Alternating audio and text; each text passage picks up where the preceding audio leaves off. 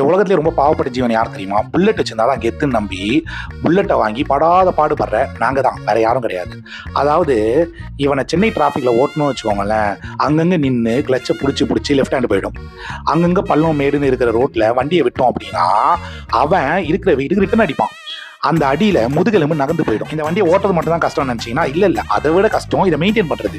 ஒரு தடவை போய் சர்வீஸ்னு விட்டோம் அப்படின்னா கிளச் பிளேட் போயிடுச்சு, செயின்ஸ் பாக்கெட் போயிடுச்சு, ஷாக் அப்சர் போயிடுச்சு, அது போயிடுச்சு, இது போயிடுச்சுன்னு சொல்லிட்டு 8000 இருந்து 10,000 ரூபாய் வந்து பில்ல போட்டுருவாங்க. நீங்க நல்லா நோட் பண்ணி பாத்தீங்க அப்படின்னா புல்லட் வச்சிருக்க எல்லார் வீட்லயுமே ஹோண்டா ஆக்டிவா, ஜூபிட்டர், ஸ்கூட்டி அப்படின்னு சொல்லிட்டு ஏதாச்சும் ஒரு நான் கியர் வண்டி இருக்கும். ஏன்னா மெஜாரிட்டியான இடத்துக்கு இவனை கொண்டு போக முடியாது. இப்போ சின்ன சின்ன சந்துலாம் இருக்கு அப்படின்னா இவனை கொண்டு போக முடியாது. அப்போ ஒரு நான் கியர் வண்டி நமக்கு கண்டிப்பா தேவை. எல்லாத்த விட பெரிய பிரச்சனை என்ன அப்படின்னா இந்த வண்டியோட மைலேஜ். கம்பெனி ஒரு மைலேஜ் சொல்லுவாங்க, அதுவே கம்மியாக தான் இருக்கும். ஆனால் நீங்கள் ஓட்டும் போது அதை விட கம்மியான மைலேஜ் தான் தரும். இவ்வளோ பிரச்சனை இருக்குல்ல, பேசாமல் அந்த வண்டியை வித்துடலாம்ல அப்படின்னு நீங்கள் சொல்லலாம். அதான் முடியாது. ஏன் தெரியுமா? இந்த டப்பு சவுண்டோட அவன் நம்மளோட எமோஷனலி கனெக்ட் ஆகிருப்பான். நம்ம வீட்டில் நம்ம தம்பி மாதிரி அவன் ஆகிட்டு இருப்பான்.